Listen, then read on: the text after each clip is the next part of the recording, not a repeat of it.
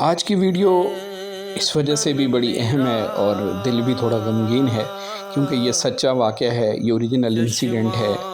جو ایک دوست کے ساتھ پیش آیا ہے۔ اور دوست جو ہے وہ بیسیکلی ٹریول کر رہا تھا لاہور سے کہیں اور جگہ جانے کے لیے،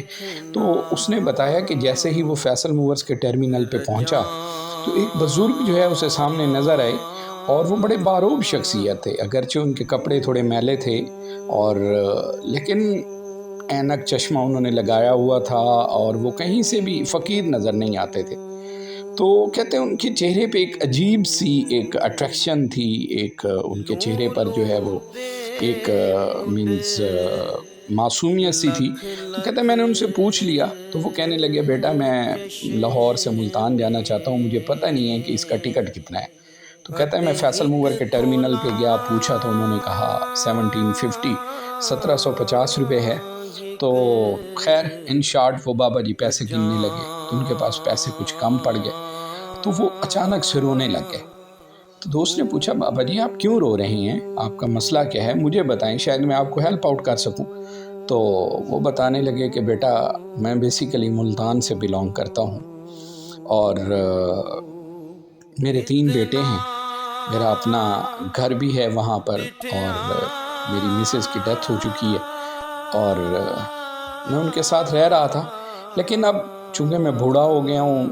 میری کچھ عادتیں بھی بچوں کے جیسی ہو گئی ہیں، کبھی کبھی میں غصہ بھی کر لیتا تھا،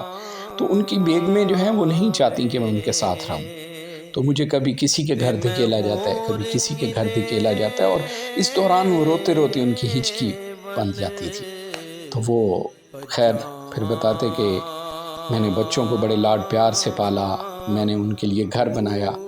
اور آج وہ جابز بھی کرتے ہیں، پیسے بھی کماتے ہیں، لیکن پھر بھی ان کے گھر میں میرے لیے کوئی جگہ نہیں ہے۔ تو کہتے ہیں کہ وہ مجھے بہانے سے یہاں پر لے کر آئے اور لاہور داتا دربار چھوڑ کے چلے گئے۔ تو کہتے ہیں میں نے کچھ لوگوں سے پیسے اکٹھے کیے ہیں، دل تو نہیں چاہتا تھا لیکن پھر بھی پیسے میرے پاس کم ہیں۔ تو دوست نے انہیں کھانا بھی کھلایا اور ان کو ٹکٹ لے کے ان کو بٹھایا اور دعا دی کہ آگے آپ جانے اور آپ کی اولاد جانے۔ لیکن ہم کافی دیر بیٹھے سوچتے رہے، پریشان رہے ہم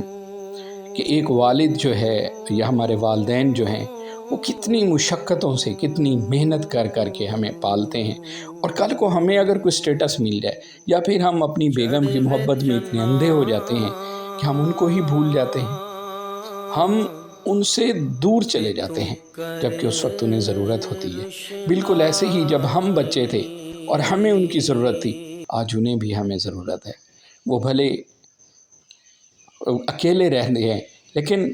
وہ ہمیشہ اپنے بچوں کے ساتھ رہنا چاہتے ہیں۔ قرآن پاک میں بار بار کہا جا رہا ہے وَبِالْوَالِدَيْنِ إِحْسَانًا۔ میرا صرف ایک کویسچن ہے کہ اگر کل آپ کے بچوں نے آپ کے ساتھ بھی یہی کیا تو اس کے بارے میں آپ اپنا انتظام کر کے بیٹھیں۔